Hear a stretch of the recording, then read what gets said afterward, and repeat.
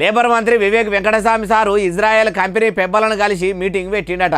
తెలంగాణలో ఉన్న ప్రజల గోసలు తీర్చేందుకు సమావేశం అయ్యేందుకు తీర్పాటకం లేదు కానీ బయట దేశం పెబ్బలతోని బతకాని కొట్టేందుకు మీటింగ్ పెట్టిండా అంటే ఆ మీటింగ్కు మనం కూడా హాజరుపడి అన్ని ముచ్చట్లు అరుచుకుందాం పాండ్రి. తెలంగాణలో చదువుకున్న యువతకు ఇజ్రాయెల్ దేశంలో ఉపాధి అవకాశాలు వచ్చేటట్టు ఇక మధ్య ఇయ్యాలి.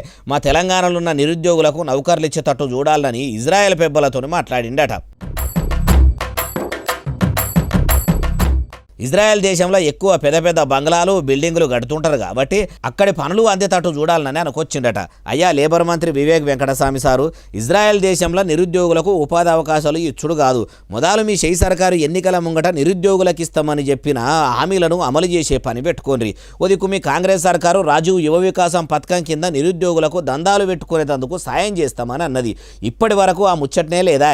అటు నిరుద్యోగులకు ఉద్యోగ క్యాలెండర్ విడుదల చేస్తామంటిరి, ఇప్పటి వరకు వాళ్లకు జాబ్ క్యాలెండర్ ప్రకటించింది కూడా లేకనే పాయే. ఇప్పుడు బయట దేశం పెబ్బలతోనే మాట్లాడితే ఏం ఫాయిదా? అంటే తెలంగాణలో ఉన్నోళ్ళందరూ ఇజ్రాయెల్ దేశం బతకబోవాలని చెప్పుతున్నారా? తెలంగాణ తెచ్చుకున్నది ఎందుకు సారు? నీళ్లు, నిధులు, నియామకాల గురించే కదా. మీరు నియామకాలు బయట దేశంలో జరిపియాలనుకుంటున్నారా? ఎట్లా అంటుర్రు ఈ ముచ్చటిన్నోళ్ళు?